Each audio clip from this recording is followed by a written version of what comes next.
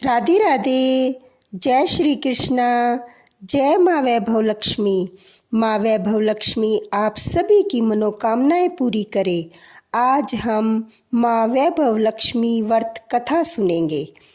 वैभव लक्ष्मी का व्रत शुक्रवार के दिन रखा जाता है। आइए अब कथा शुरू करते हैं। सबसे पहले श्री यंत्र को अपने सामने रखकर श्री यंत्र को नमस्कार करना चाहिए। उसके बाद लक्ष्मी जी के 8 स्वरूपों को प्रणाम करें। नंबर 1 धन लक्ष्मी माँ, नंबर 2 श्री गज लक्ष्मी माँ, नंबर 3 श्री आदि लक्ष्मी माँ, नंबर 4 श्री विजय लक्ष्मी माँ, नंबर 5 श्री ऐश्वर्य लक्ष्मी माँ, नंबर 6 श्री वीर लक्ष्मी माँ, नंबर 7 श्री धन्य लक्ष्मी माँ, नंबर 8 श्री संतान लक्ष्मी माँ। उसके बाद लक्ष्मी सत्वन का पाठ करें। आइए लक्ष्मी सत्वन को हम हिंदी में पढ़ते हैं। जो लाल कमल के फूल में विराजमान है, जो अतुलनीय कांति वाली है, जो महान तेज वाली है, जो समस्त लाल वर्ण है, जिसके लाल वस्त्र हैं, जो भगवान विष्णु की पत्नी है, जो माँ लक्ष्मी सबके मन को आनंद देती है, जो समुद्र मंथन के समय सागर से प्रकट हुई थी, जो विष्णु भगवान को प्रिय है, जो कमल में विराजित है, वह जो अतिशय पूजनीय है। हे लक्ष्मी माँ, आप मेरी रक्षा करें। जय माँ वैभव लक्ष्मी। एक बड़ा शहर था। इस शहर में न जाने कितने लोग रहते थे। देश के कोने कोने से रोजगार की तलाश में आए लोग जब इस शहर में आते तो उनके पास कुछ भी नहीं होता था। उनकी एकमात्र यही इच्छा रहती थी कि उनको किसी तरह से भी 2 समय की रोटी मिल जाए, मजदूरी करके अपने बच्चों का पेट पाल ले, बस प्रभु के गुण गाए। वैसे देखा जाए तो मानव जीवन की इच्छाओं की कोई सीमा नहीं होती। शुरू में वह यही सोचता है कि उसे 2 समय की रोटी मिल जाए, प्रभु की यही सबसे बड़ी कृपा होगी। इसके लिए वह मंदिरों में जाते हैं, तीर्थ यात्रा करते हैं तथा कथा सुनते हैं। और जब उन्हें 2 समय की रोटी मिलने लगती है तो उनके मन में कुछ विचार उठने लगते हैं, जैसे उनकी आय बढ़े, उनके पास धन हो, रहने के लिए बढ़िया मकान हो, पहनने के लिए अच्छे कपड़े हों, सवारी के लिए कार या स्कूटर हो। रोटी मिलने के पश्चात उनकी लालसा बढ़ती जाती है। किसी ने ठीक ही कहा है, भूख की एक सीमा है जिसे खाना खाते ही पूरा कर लिया जाता है, परंतु लालसा की तो कोई सीमा नहीं। मानव जीवन की भी एक सीमा है। लाखों करोड़ों के सपने, सुख शांति और मौज मस्ती की आशाओं की लालसा करने वाला इंसान यह भूल जाता है कि यह द्वार उसे मृत्यु की ओर लिए जा रहा है।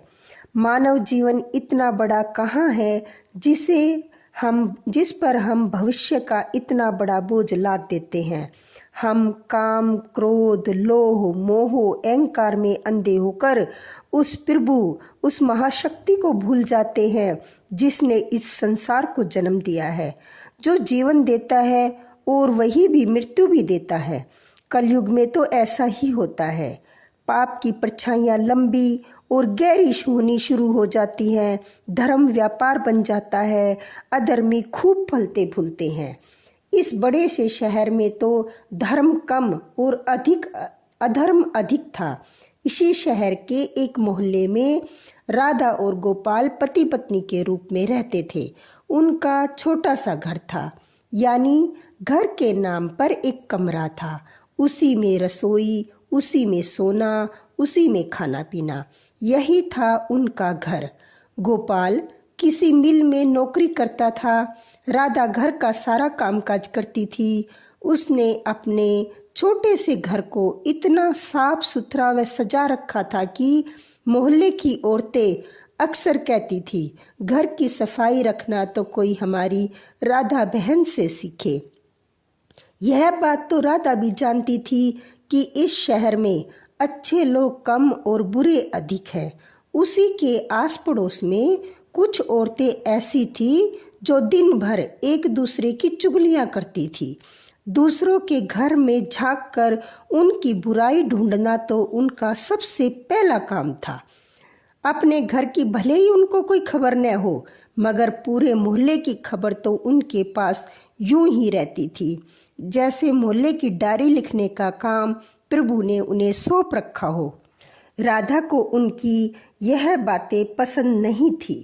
पहले तो उसे घर के कामकाज से ही समय नहीं मिल पाता था। दूसरा, पति की सेवा करना उसका धर्म था।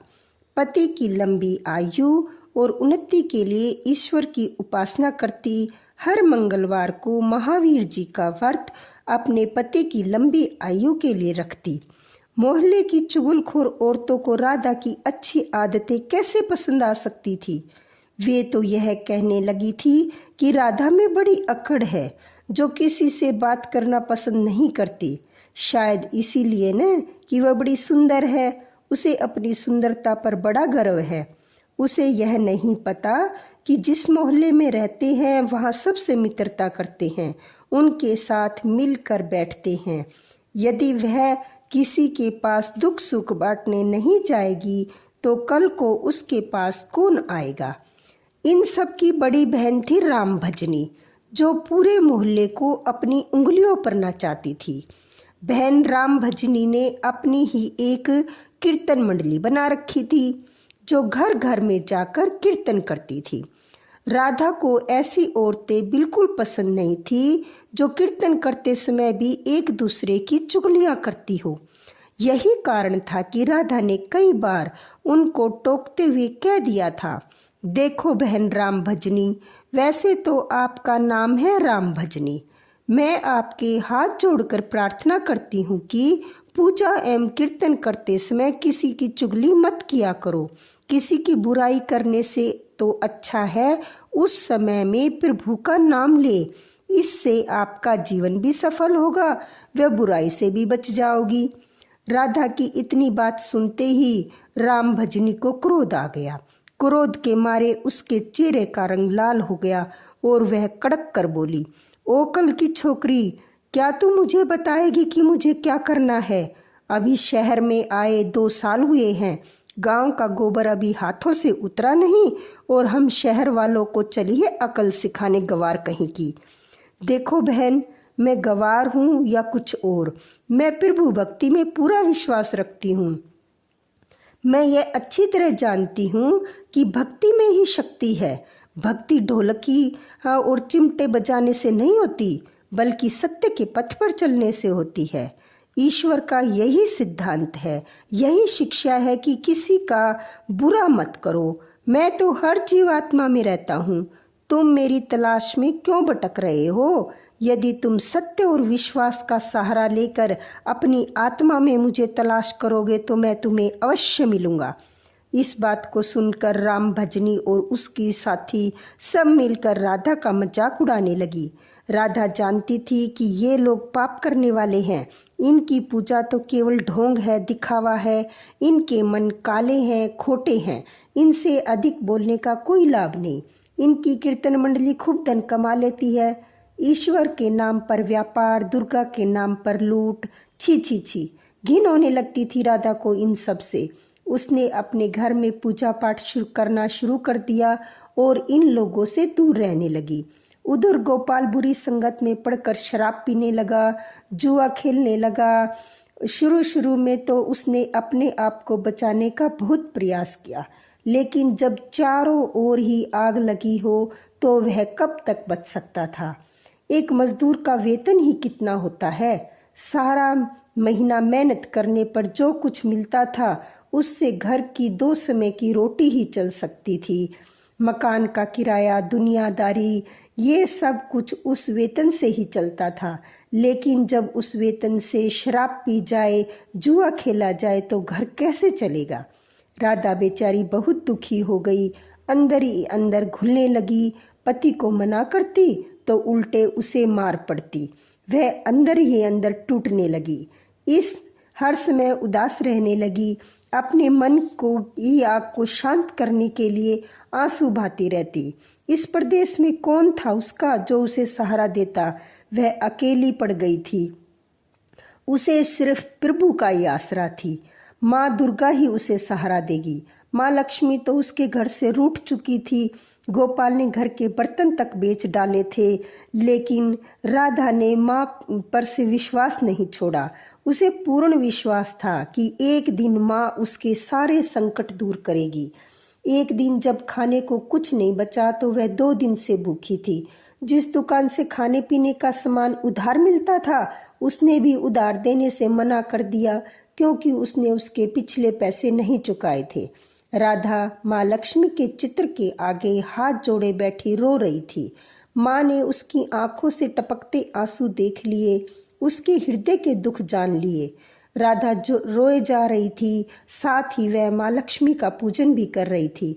माँ लक्ष्मी, मुझे बचा लो माँ, मुझे बचा लो माँ, देखो मेरे घर की क्या हालत हो गई है।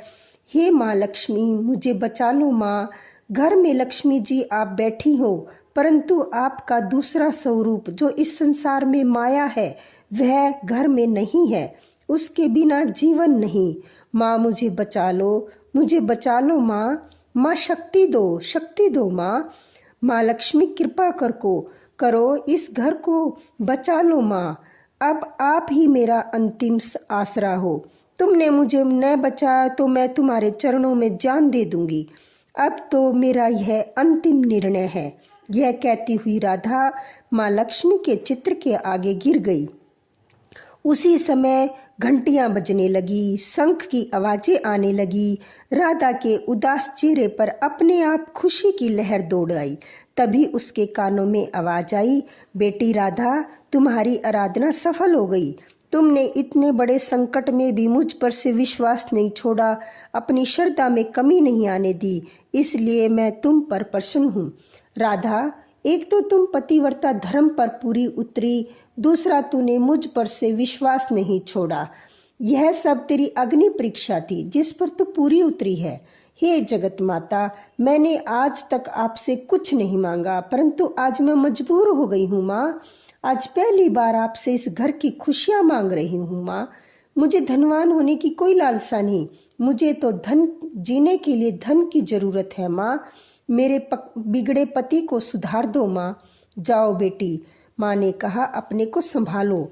मैं तुम्हारी मनोकामना पूरी करने की द्वार खोल रही हूँ। उठो, अपने घर के द्वार खोलो। राधा के अंदर न जाने कहाँ से एक अनजानी शक्ति आ गई और वह उठकर द्वार की ओर गई और द्वार खोला तो सामने एक तिलकधारी ब्राह्मण को खड़े पाया। बेटी राधा, जय माँ लक्ष्मी जी बोलो।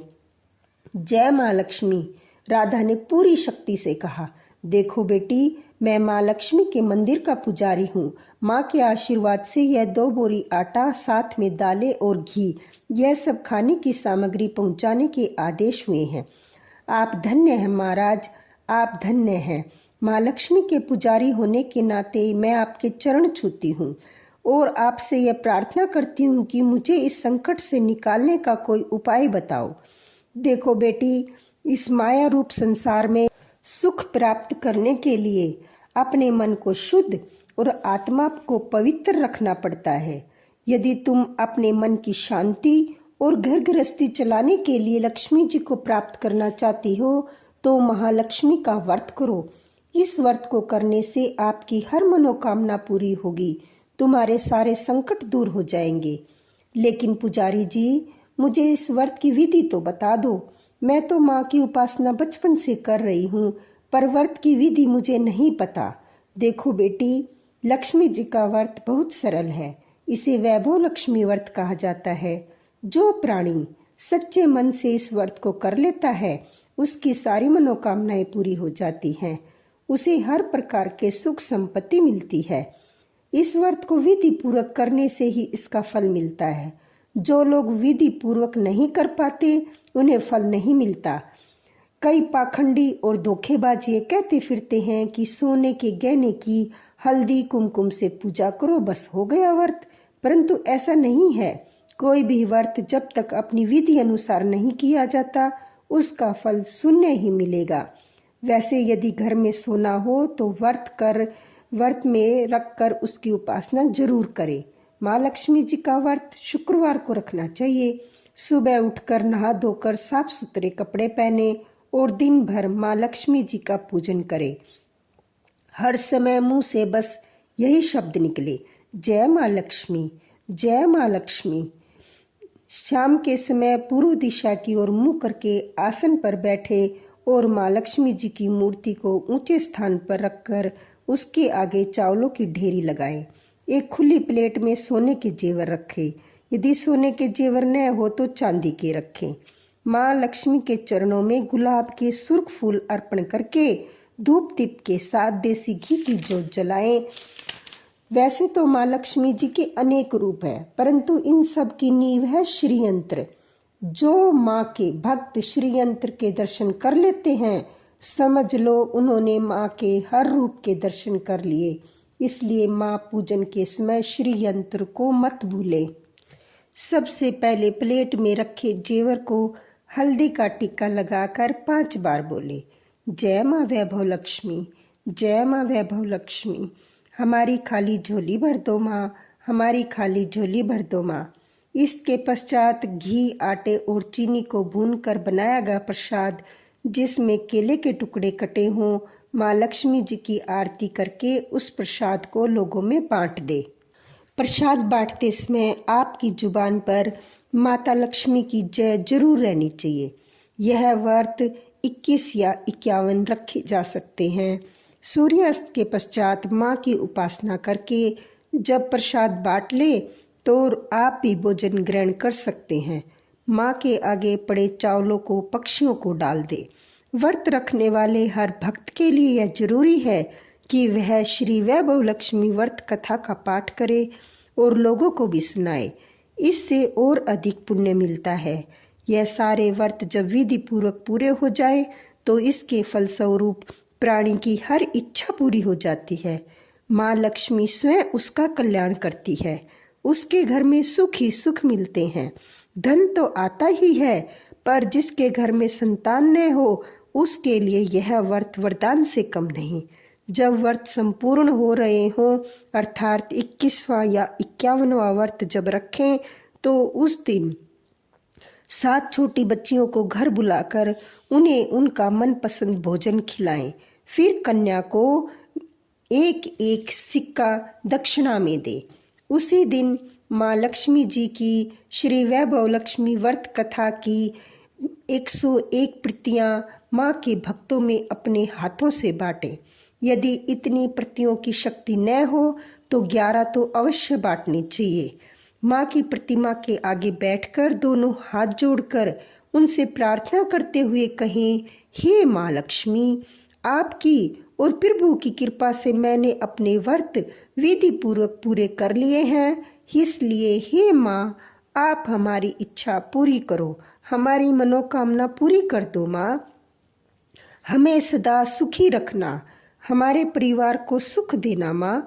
बस बेटी, यह हर प्राणी के लिए कल्याण का मार्ग है। तुम भी श्री वैभव लक्ष्मी व्रत करो, तुम्हारा पति भी ठीक हो जाएगा और तुम्हें भी धन मिलेगा। तुम सदा कष्ट मुक्त रहोगी। यह कहते हुए पुजारी जी तो चले गए। राधा ने आटे की बोरियां पड़ोसनों की सहायता से अंदर रखवा दी और माँ लक्ष्मी की उपासना तो वे कर ही रही थी, परंतु विधि अनुसार नहीं कर पाती थी। आज माँ लक्ष्मी ने उसकी हालत देखकर जो उसकी सहायता की है उसे वह कैसे भूल सकती थी। सहसा उसे ध्यान आया कि कल ही शुक्रवार है, मैं कल से ही माँ लक्ष्मी जी के 21 व्रत आरंभ करूंगी। दूसरे ही दिन राधा ने शुक्रवार की व्रत कथा आरंभ कर दी। साथ ही माँ का व्रत रखा। सारा दिन माँ की आरती करती रही। फिर उसने रात्रि के समय श्री वैभव लक्ष्मी व्रत कथा का पाठ करके घर आए पति के चरण छूकर उसे प्रसाद खिलाया तो उसके पति ने उसे प्यार से सीने से लगाकर कहा, मेरी राधा, तुम तो सचमुच देवी लग रही हो। मैं ही पापी था जो आज तक देवता ने बनकर राक्षस बना रहा, लेकिन आज मेरी आंखें खुल गई हैं। अब मुझे अपनी भूल का एहसास हो गया है और मैं लक्ष्मी जी के चरणों में बैठकर यह प्रतिज्ञा करता हूँ कि मैं भी कभी शराब नहीं पीऊँगा, न कभी जुआ खेलूँगा और मैं तुम्हें कभी दुख नहीं दूंगा। मेरे देवता, मेरे प्राणनाथ, माँ लक्ष्मी की कृपा से आप सुधर गए तो मुझे इस संसार के खजाने मिल गए। आज मैं कितनी खुश हूँ। माँ ने मेरा उजड़ा घर बसा दिया, मेरा सुहाग मुझे मिल गया। अब मैं 21 व्रत पूर्ण करके श्री वैभव लक्ष्मी व्रत कथा की 51 प्रतियां लक्ष्मी भक्तों में बांटूंगी ताकि उनका भी मेरी भांति कल्याण हो जाए। गोपाल ने अपनी पत्नी का हाथ पकड़कर उससे कहा, देखो राधा, जिस महालक्ष्मी ने मुझे पाप के संसार से निकाल दिया, मैं भी उसके 21 व्रत रखूंगा, साथ घर में उनकी पूजा करता रहूंगा। राधा ने अपने पति के चरणों में अपना सिर रखते हुए कहा, मेरे देवता, आज मैं बहुत प्रसन्न हूँ, बहुत प्रसन्न हूँ। माँ लक्ष्मी की कृपा से मुझे आज नया जीवन मिल गया।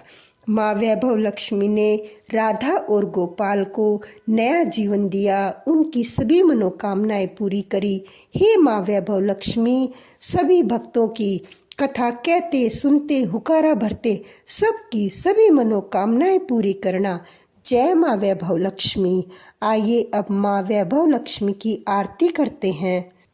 जय लक्ष्मी माता मैया, जय लक्ष्मी माता, तुमको निश दिन सेवत, तुमको निश दिन सेवत, हरे विष्णु विधाता। जय लक्ष्मी माता।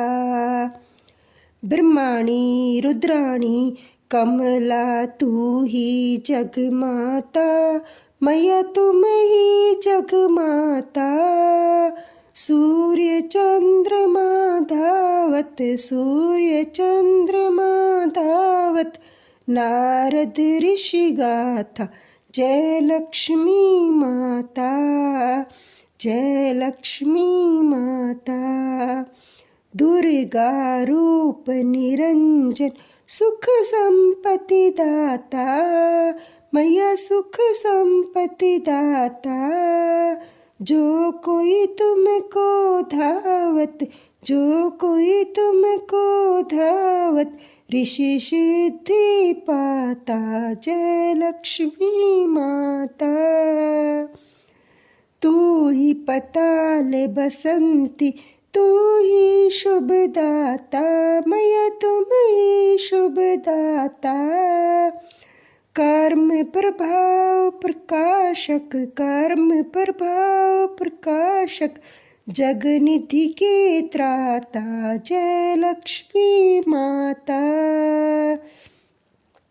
जिस घर थारो वासो, ते ही में गुण आता, मैया ते ही में गुण आता।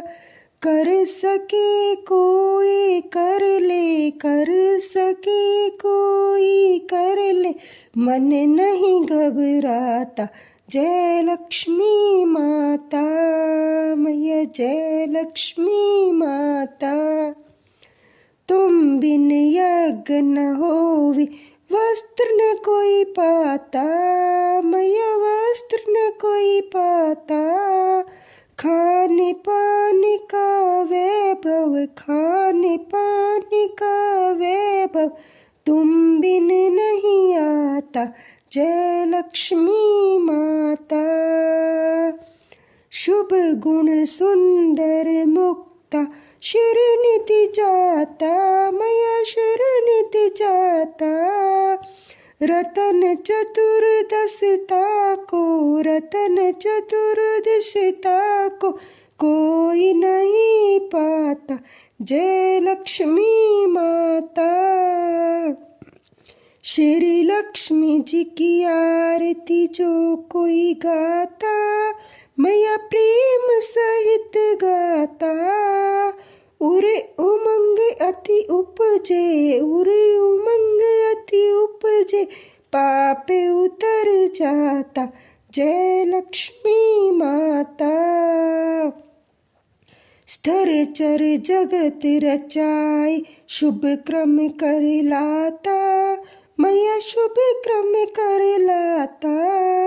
राम प्रताप मैया की, राम प्रताप मैया की, शुभ दृष्टि चाहता, जय लक्ष्मी माता, जय लक्ष्मी माता, मैया जय लक्ष्मी माता, जय लक्ष्मी माता, जय लक्ष्मी माता। बोलो लक्ष्मी माता की जय, विष्णु भगवान की जय।